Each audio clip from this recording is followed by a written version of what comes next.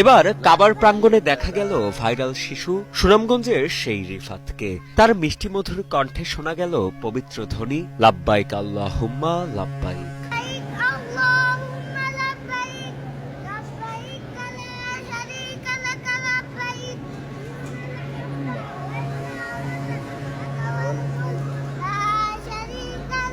গত ৫ ডিসেম্বর পবিত্র ওমরাহ পালনে হজে যান সামাজিক যোগাযোগ মাধ্যমে পাঙ্গাসকে জাতীয় মাছ বলে ভাইরাল হওয়া সুনামগঞ্জের ছোট্ট রিফাত। হজযাত্রায় তার সাথে আছেন শিক্ষক কারি আব্দুল কুদ্দুস সহ মোট ৬ জন।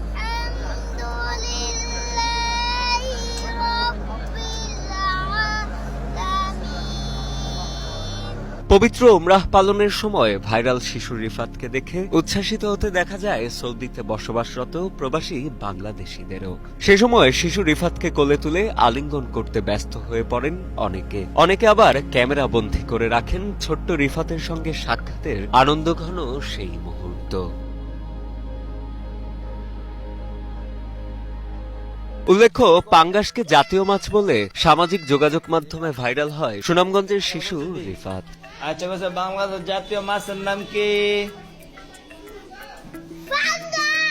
ডিবিসি নিউজে ছোট্ট রিফাতকে নিয়ে প্রতিবেদন প্রচারিত হলে তার সরলতায় মুগ্ধ হন দেশবাসী। পরবর্তীতে সেই ভিডিও সৌদি প্রবাসী চাঁদপুরের শাহজাহান মিয়ার নজরে এলে শিশু রিফাত তার মাদ্রাসার শিক্ষক ও এলাকার কয়েকজনকে পবিত্র উমরাহ হজ করানোর ইচ্ছা পোষণ করেন তিনি। এরপর পাসপোর্ট ও যাবতীয় আনুষ্ঠানিকতা সম্পন্ন করে গত ৩রা ডিসেম্বর রাতে সৌদির উদ্দেশ্যে দেশ ছাড়েন শিশু রিফাত ও তার সফর সঙ্গীরা। সৌদিতে গিয়ে ৮ দিন পবিত্র মক্কায় অবস্থানের পর ১২ই ডিসেম্বর মদিনায় পৌঁছান তারা।